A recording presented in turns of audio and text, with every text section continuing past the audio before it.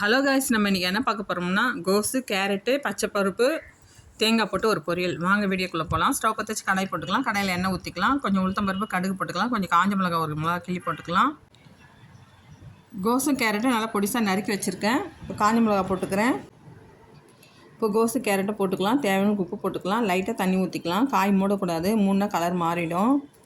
இப்போ பச்சை பருப்பு வந்து கொஞ்சோண்டு உங்களுக்கு எவ்வளோ தேவையோ அவ்வளோ போட்டு வேக வச்சுக்கலாம். நான் ஒரு 3 ஸ்பூன் போட்டு நெட்டாக வேக வச்சு எடுத்துருக்கேன். தண்ணி கொஞ்சமாக ஊற்றி அப்படியே சிம்மிலே வச்சுருங்க. இப்போ பாருங்கள், பருப்பு நல்லா நெத்தாக வெந்துருச்சு. இப்போ பருப்பை போட்டுக்கிறேன். இன்னும் கொஞ்சம் காய் வேகணும். இப்போ தேங்காய் பொடிசாக துருவி வச்சுருக்கேன். பாருங்கள், காய் வெந்துருச்சு. இப்போ தேங்காயும் போட்டுக்கலாம். பாருங்கள், பொடிசாக துருவி வச்சுருக்கேன், அதையும் போட்டுட்டேன். இப்போ ஒரு 5 நிமிஷம் இருக்கட்டும்.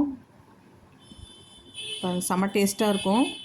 கோஸும் கேரட்டும் ரொம்ப உடம்புக்கு நல்லது. நீங்களும் பிள்ளைங்களுக்கு இந்த மாதிரி பண்ணி கொடுங்க. இந்த வீடியோ உங்களுக்கு பிடிச்சிருந்தா லைக் பண்ணுங்கள், சப்ஸ்கிரைப் பண்ணுங்கள், கமெண்ட் பண்ணுங்கள். Thank you friends.